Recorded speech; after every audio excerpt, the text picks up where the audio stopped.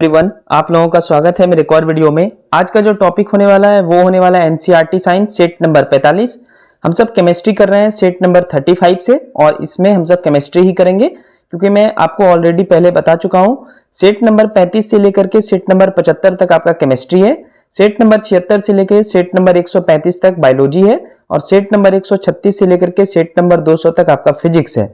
बाकी set number 1 से set number 34 तक मिक्स्ड क्वेश्चन है, सिर्फ बेसिस है, उसमें बेसिक दिया हुआ है तो उसको भी आप सब पढ़ेंगे। ठीक है, चलिए अब एनसीईआरटी सीरीज का आगे बढ़ाते हैं और केमिस्ट्री का वीडियो शुरू करते हैं। चैनल पे नए हैं तो चैनल को सब्सक्राइब कर लेंगे।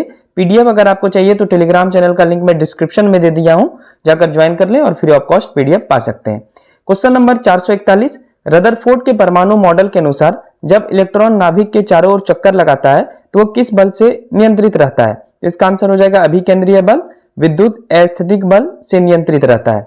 अब आप देखिए नाभिक में क्या रहता है, तो नाभिक में प्रोटॉन और न्यूट्रॉन रहता है, जबकि इलेक्ट्रॉन तो बाहर चक्कर लगाता है। तो ये बात आप याद रखेंगे कि न्यूक्लियस में जो है यानी नाभिक के अंदर जो है वो न्यूट्रॉन और प्रोटॉन होता है, जबकि न्यूट्रॉन और प्रोटॉन के चारों ओर कौन चक्कर लगाता है? तो इलेक्ट्रॉन चक्कर लगाता है। और ये किस बल से चक्कर लगाता है? तो अभिकेंद्रीय बल या विद्युत अस्थितिक बल के कारण। ठीक है, रदरफोर्ड का परमाणु मॉडल हम सब समझने के बाद देखते हैं प्लांक का क्वांटम सिद्धांत क्या है। तो 442 नंबर प्रश्न है, प्लांक का क्वांटम सिद्धांत क्या है? तो प्लांक जी कहते हैं कि कोई भी वस्तु लगातार ऊर्जा का उत्सर्जन या अवशोषण नहीं करता है, वह वस्तु ऊर्जा का उत्सर्जन या अवशोषण छोटे छोटे पैकेटों में करता है, जिसे फोटोन कहा जाता है। ठीक है, तो इसको आप याद रखेंगे, इसको क्या बोला जाता है? फोटोन। किसी वस्तु द्वारा उत्सर्जित या अवशोषित कुल ऊर्जा आवृत्ति का समानुपाती होता है, यानी आवृत्ति के बराबर होता है। जितना भी वस्तु द्वारा ऊर्जा को उत्सर्जित या अवशोषित किया जाता है वो आवृत्ति के समानुपाती होता है। ये प्लांक का क्वांटम सिद्धांत कहते हैं। ठीक है, प्लांक का क्वांटम सिद्धांत में क्या जाने हम सब कि कोई भी वस्तु लगातार ऊर्जा का उत्सर्जन यानी ऊर्जा को बनाना और अवशोषण नहीं करता है, वह वस्तु को ऊर्जा का उत्सर्जन या अवशोषण छोटे छोटे पैकेटों में करता है, जिसे फोटोन कहा जाता है। अभी आगे हम सब फोटोन के बारे में समझेंगे। और ये जो ऊर्जा उत्सर्जित होती है वस्तु का, ये किसके समानुपाती होती है, किसके बराबर होती है? तो ये आवृत्ति के बराबर होती है, यानी आवृत्ति का समानुपाती होता है आपका ऊर्जा। क्वेश्चन नंबर 443, हर्ट्ज को परिभाषित करें तो E बराबर होता है एच न्यू होता है। ठीक है, न्यू का संकेत होता है इस प्रकार से, मैं बना देता हूं इस बगल में, इसे ही फोटोन कहा जाता है। मैं पिछले क्वेश्चन में आपको बताया कि फोटोन क्या है। तो फोटोन एक जानते हैं ऊर्जा का छोटा छोटा पैकेट होता है, उसको फोटोन कहते हैं, और फोटोन को जो है एच न्यू से निरूपित करते हैं। और ये एच का जो वैल्यू होता है ये नियतांक होता है, फिक्स्ड होता है। एच का वैल्यू होता है 6.67 गुना 10⁻⁻⁻34 जूल प्रति सेकेंड। ठीक है, और न्यू हो गया आवृत्ति, और एक आवृत्ति बराबर क्या हो गया, मतलब आवृत्ति बराबर क्या होता है? 1/आवर्तकाल या सेकेंड माइनस 1 दोनों बात बराबर है। और इसी 1/आवर्तकाल को क्या बोला जाता है? हर्ट्ज बोला जाता है। तो आपसे पूछ सकता है कि हर्ट्ज क्या है? तो आवृत्ति का एसआई मात्रक हर्ट्ज होता है, इसको आप याद रखेंगे। और ये फोटोन क्या हो गया? तो एच न्यू को हम सब फोटोन बोलते हैं, न्यू का साइन ऐसे होता है, और एच न्यू को फोटोन बोलेंगे। और एच का वैल्यू कितना है? 6.67 गुना 10⁻⁻34 जूल प्रति सेकेंड। बहुत इंपॉर्टेंट है, इसको आप याद जरूर रखेंगे। ठीक है, क्वेश्चन नंबर 444 देख लेते हैं। प्लांक का क्वांटम सिद्धांत ऊर्जा के संबंध में और क्या है? तो प्लांक का क्वांटम सिद्धांत को और अच्छे ढंग से समझते हैं। यदि वस्तु उच्च ऊर्जा क्षेत्र से निम्न में आता है, यानी हाई एनर्जी से लो एनर्जी में आता है, तो ऊर्जा का उत्सर्जन होता है। ठीक है, यानी वस्तु उच्च ऊर्जा से क्षेत्र से निम्न ऊर्जा क्षेत्र में आया तो इसमें ऊर्जा का उत्सर्जन होता है। यदि वस्तु निम्न ऊर्जा क्षेत्र से उच्च ऊर्जा में जाता है तो इसमें ऊर्जा का अवशोषण होता है। ये रखेंगे आप याद।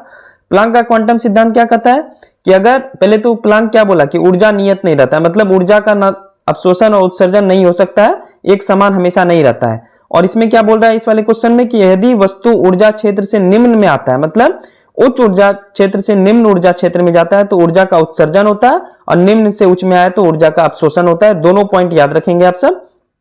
क्वेश्चन नंबर 445, बोर का परमाणु मॉडल क्या था? तो बोर ने प्लांक का क्वांटम सिद्धांत का उपयोग कर रदरफोर्ड के परमाणु सिद्धांत के दोषों को दूर किया है।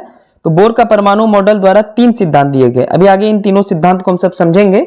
तो पहला सिद्धांत था स्थितिक कक्षा थ्योरी, फिर है कोणीय संवेग संरक्षण का सिद्धांत, और तीसरा जो है ऊर्जा का उत्सर्जन और अवशोषण का सिद्धांत। ठीक है, तो 3 सिद्धांत बोर का परमाणु मॉडल में दिया गया है। और बोर का परमाणु मॉडल क्या था? तो प्लांक का क्वांटम सिद्धांत जो भी हम सब पढ़े, प्लांक का क्वांटम सिद्धांत का उपयोग कर इन्होंने रदरफोर्ड के परमाणु सिद्धांत के दोषों को दूर किया था।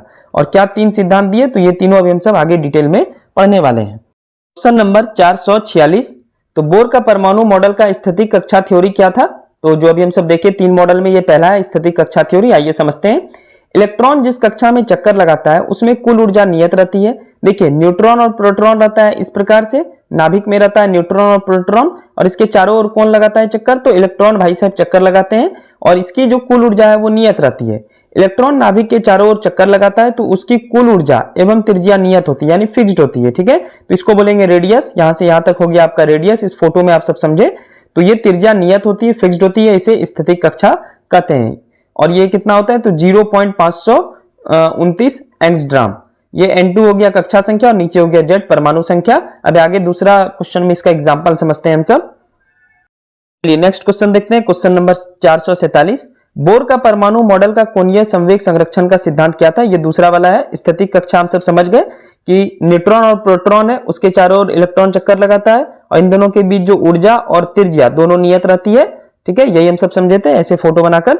उसके बाद है बोर का परमाणु मॉडल का कोणीय संवेग संरक्षण। आइए इसको समझते हैं, ध्यान से समझेंगे आप सब। यदि इलेक्ट्रॉन नाभिक के चारों ओर चक्कर लगाता है तो उसका कुल कोणीय संवेग संरक्षित रहता है। कोणीय संवेग बराबर हो गया mvr बराबर nh। nh आप सब जान गए, nh न्यू जो हम सब पढ़ रहे थे, बटे 2 पाई क्या हो गया, तो दूसरी कक्षा अगर रहेगी तो n का वैल्यू 2 पाई हो जाएगा, तीसरा कक्षा रहा तो 3 पाई हो जाएगा, इलेक्ट्रॉन का संख्या 4 रहा तो 4 पाई हो जाएगा, और h का वैल्यू आपको पता है 6.67 गुना 10⁻⁻34 जूल प्रति सेकेंड। तो ये हम सब पिछले 2-3 क्वेश्चन पहले h का वैल्यू पढ़े थे, जिसमें h न्यू जाने थे। यानी कक्षा का संख्या जो रहेगा वही आपको नीचे लिख देना है कोणीय संवेग में। जैसे 2 है कक्षा का संख्या तो यहाँ पे 2 आ गया, 3 है तो 3 आ गया, 4 है तो 4 आ जाएगा, 5 रहेगा तो 5 आ जाएगा। ठीक है, उसके साथ पाई का वैल्यू आपको पता है ही। तो इसी को बोलते हैं बोर का परमाणु मॉडल का कोणीय संवेग संरक्षण। चलिए नेक्स्ट क्वेश्चन देखते हैं, क्वेश्चन नंबर 448। बोर का हाइड्रोजन स्पेक्ट्रम बताइए। तो बोर ने हाइड्रोजन स्पेक्ट्रम के बारे में सर्वप्रथम बताया था, तो पहला क्वेश्चन तो यही बन जाएगा। आइए जानते हैं क्या बताया था। तो हाइड्रोजन परमाणु में एक इलेक्ट्रॉन होता है। इलेक्ट्रॉन प्रथम कक्षा में होता है जिसे भूमिज अवस्था कहते हैं। जब हाइड्रोजन के इस परमाणु को ऊर्जा देते हैं तो इलेक्ट्रॉन ऊर्जा ग्रहण करता है तथा उच्च ऊर्जा स्तर में कूदता है। इस प्रकार हाइड्रोजन के इलेक्ट्रॉन की ऊर्जा उत्सर्जन एवं अवशोषण के कारण एक स्पेक्ट्रम का निर्माण होता है जिसे हाइड्रोजन स्पेक्ट्रम कहते हैं। यानी बोर ने क्या सबसे पहले क्या दिया, तो हाइड्रोजन स्पेक्ट्रम के बारे में डायरेक्ट क्वेश्चन पूछेगा। हाइड्रोजन स्पेक्ट्रम के बारे में सबसे पहले किसने बताया, तो बोर ने बताया। क्या बताया, तो हाइड्रोजन परमाणु में एक इलेक्ट्रॉन होता है। इलेक्ट्रॉन प्रथम कक्षा में होता है जिसे भूमिज अवस्था कहते हैं। जब हाइड्रोजन के इस परमाणु को ऊर्जा देते हैं तो इलेक्ट्रॉन ऊर्जा ग्रहण करता है और उच्च ऊर्जा स्तर में कूदता है। इस प्रकार हाइड्रोजन के इलेक्ट्रॉन की ऊर्जा उत्सर्जन एवं अवशोषण के कारण एक स्पेक्ट्रम का निर्माण होता है जिसे हाइड्रोजन स्पेक्ट्रम कहते हैं। यह स्पेक्ट्रम क्या होता है, 450वां क्वेश्चन वही है, जानेंगे हम सब आगे। Question number 449। जब इलेक्ट्रॉन हाइड्रोजन से निचले स्तर में ऊर्जा देते हैं तो यह उच्च ऊर्जा स्तर में आता है और ऊर्जा का उत्सर्जन या अवशोषण होता है जिसके कारण स्पेक्ट्रम का निर्माण होता है। ये हम सब पिछले क्वेश्चन में हम सब देखें। अब हाइड्रोजन स्पेक्ट्रम के अलग अलग कक्षाओं का नाम बताइए। तो ये देख सकते हैं आप फोटो में भी हाइड्रोजन स्पेक्ट्रम अलग अलग कक्षाओं में। तो प्रथम श्रेणी में जैसे ही ऊर्जा देंगे तो प्रथम श्रेणी में क्या नाम कहलाएगा, तो लाइमान श्रेणी हो जाएगा। द्वितीय श्रेणी में बामर श्रेणी, इसको आप याद रखेंगे, यानी n बराबर 1 रहेगा तो लाइमान श्रेणी, n बराबर 2 रहा तो बामर श्रेणी। तृतीय श्रेणी में क्या हो जाएगा, पाश्चियन श्रेणी। चतुर्थ श्रेणी में क्या हो जाएगा, ब्रैकेट श्रेणी। और पंचम श्रेणी में क्या हो जाएगा, पीफंड श्रेणी।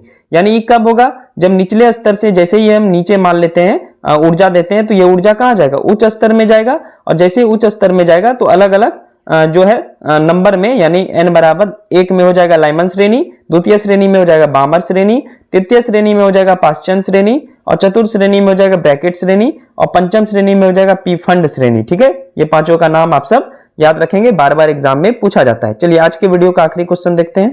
तो आज के वीडियो का आखिरी क्वेश्चन 450 नंबर, स्पेक्ट्रम क्या है।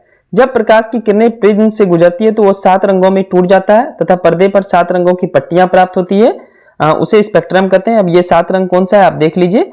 श्वेत लाइट पड़ा और ये 7 रंग आया, प्रिज्म से 7 रंग क्या क्या निकल रहा है, तो सबसे ऊपर है रेड, इसका तरंग दैर्घ्य सबसे अधिक होता है।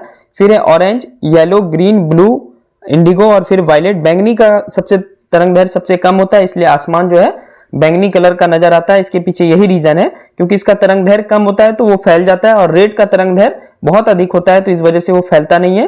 तो रेड का यूज हम सब करते हैं खतरे के सिग्नल में, ताकि दूर से दिख जाए। और आसमान जो है बैंगनी रंग का होता है, वो किसकी वजह से होता है, तो वो वायलेट कलर की वजह से होता है, बैंगनी कलर की वजह से होता है, क्योंकि बैंगनी का तरंग दैर्घ्य कम होता है और रेड का तरंग दैर्घ्य सबसे अधिक होता है। तो ये था NCERT science set number 45। 10 question हम सब डेली करते हैं, चाहे वो फिजिक्स का हो, चाहे वो केमिस्ट्री का हो, चाहे वो बायोलॉजी का हो। आगे भी ऐसे ही करते रहेंगे क्योंकि 200 सेट मैं आपको पढ़ाऊंगा और इसी से प्रश्न रहेंगे आपके किसी भी एग्जाम में। इवन आप बिहार एसएससी दे रहे हैं, दरोगा देंगे, बीपीएससी देंगे, तो इसी से प्रश्न आपका रहेगा। इसलिए आप अच्छे ढंग से इसको पढ़ें, डिटेल में मैं पढ़ा रहा हूं। कोई भी क्वेश्चन में अगर दिक्कत हो, ना समझ में आए, तो कमेंट बॉक्स खुला रहता है, बेहिचक आप सब पूछ सकते हैं। तो आप सिर्फ प्रश्न लिख देंगे, सेट नंबर लिख देंगे, तो मैं कहीं ना कहीं एक्सप्लेन आपको कर दूंगा, ठीक है, या डाउट सेशन ले लूंगा ताकि आप सबको कोई दिक्कत ना हो। इसके ऊपर जो है ऑब्जेक्टिव का वीडियो जरूर आएगा आप सबके लिए। अभी तक मैं 6 वीडियो डाला हूं ऑब्जेक्टिव का, साइंस का, एनसीईआरटी बेस्ड पे ही आएगा। अभी मैं थोड़ा अपने घर में नहीं हूं, बाहर हूं, तो बाहर से ये वीडियो रिकॉर्ड हो रहा है। तो मैं कल घर पहुंचता हूं। 23 से जो है आपका ऑब्जेक्टिव का भी, यानी कल से ऑब्जेक्टिव का भी, साइंस ऑब्जेक्टिव का भी वीडियो आना शुरू हो जाएगा और पॉलिटी का भी, ठीक है। तो जल्दी मिलते हैं नेक्स्ट वीडियो में। पीडीएफ के लिए ऑलरेडी मैं बोल चुका हूं, डिस्क्रिप्शन में टेलीग्राम चैनल का लिंक है, जल्दी से ज्वाइन कर लें। और चैनल पे नए हैं तो चैनल को जरूर सब्सक्राइब कर लेंगे और एक लाइक कर लेंगे। थैंक यू सो मच, मिलते हैं नेक्स्ट वीडियो में।